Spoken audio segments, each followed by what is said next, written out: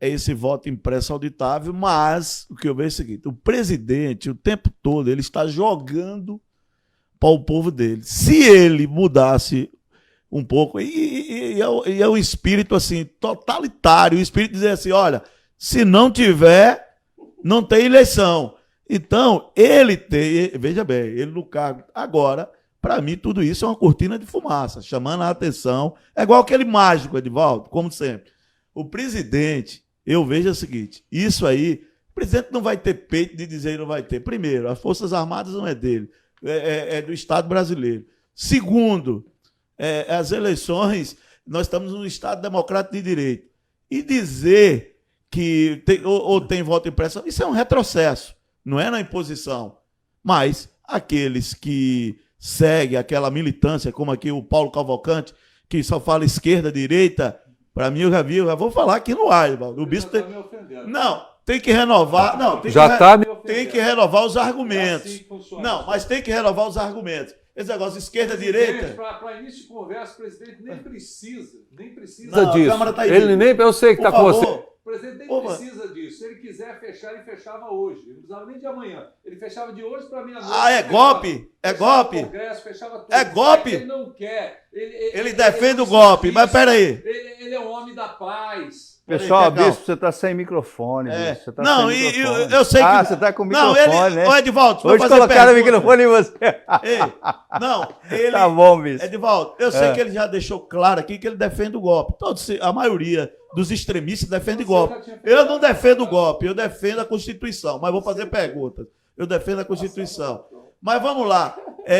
Vou perguntar para os dois doutores, que é um tempo que a gente tem, é precioso. A gente não pode gastar com o nosso comentário. Vamos lá. Doutor Cássio e doutor Paulo Rogério.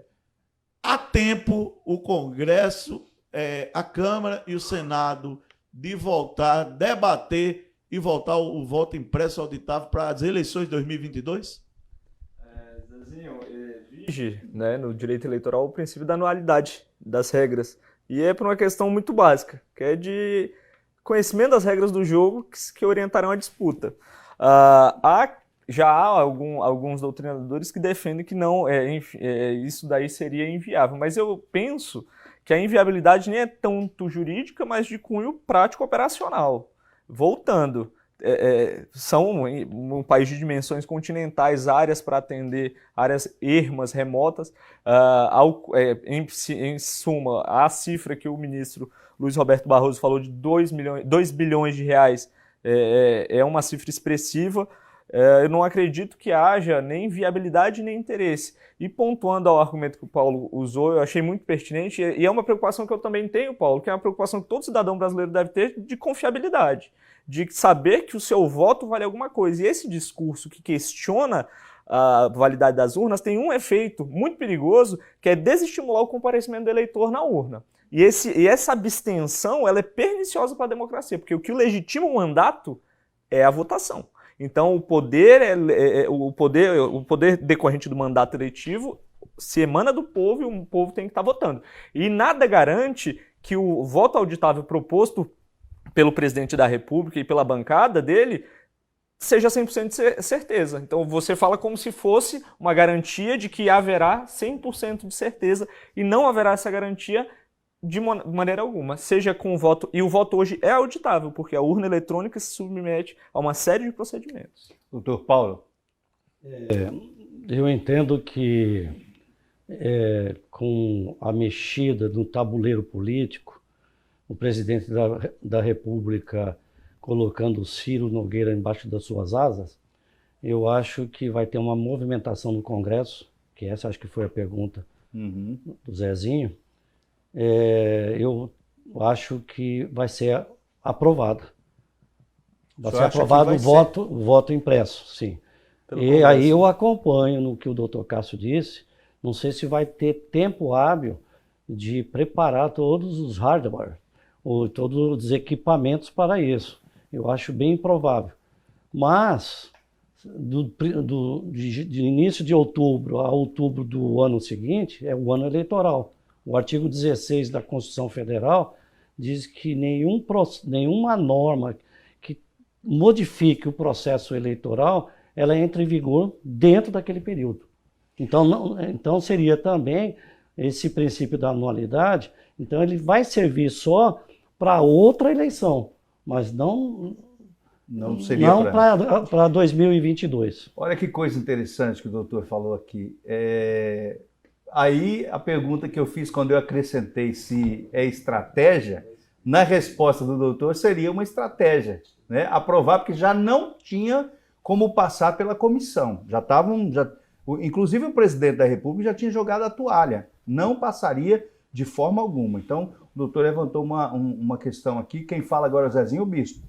Prepare para mim. O Bispo está preparando a enquete. O Zezinho fala. Eu vejo o seguinte, o debate ele tem que ser mais amplo, tem que ser mais discutido. A Câmara e o Senado, eu sei que realmente você quer ir para uma guerra, você coloca um general. Né? O presidente fez tudo errado. Pegou, graças a Deus está passando lá, vai passar no Congresso, que militar tem que ir para os quartéis mesmo, então ir para a reserva. Esse negócio de militar tá aí fazendo o debate política pública, não é pasta para ele. Então eu acho que vai ter um avanço, vai ter uma corrida. Mas, primeiro, o presidente do Senado, ele acha que é um retrocesso. Ele já deu o tom e disse, nós vamos discutir. E poderá ser uma terceira via. Poderá ser uma terceira via e acredita nas urnas eletrônicas. E como o doutor Cássio falou também, as urnas eletrônicas, ela já é auditável. Eu vejo assim, e vou para outra pergunta, Edivaldo, já que o Bispo está fazendo aqui a enquete, é bom que o Bispo vai gastar tempo aqui, ele queria responder. Mas vamos aí. Doutor Cássio, como seria? Eu fiz a pergunta ontem, eu tenho que deixar mais clareza. Vamos lá, você falou em guardar os votos naquela urna. Mas vamos lá. O presidente defende que seja uma contagem pública. Então, isso quer dizer todas as urnas vão ser contadas, todos os votos. Vai voltar para aquele modelo antigo. Né? Se dali os guardiões daquelas urnas, em algum momento, fiscais, sumirem em cada urna, 3, 4, no Brasil todo, a eleição ela fica em suspensão?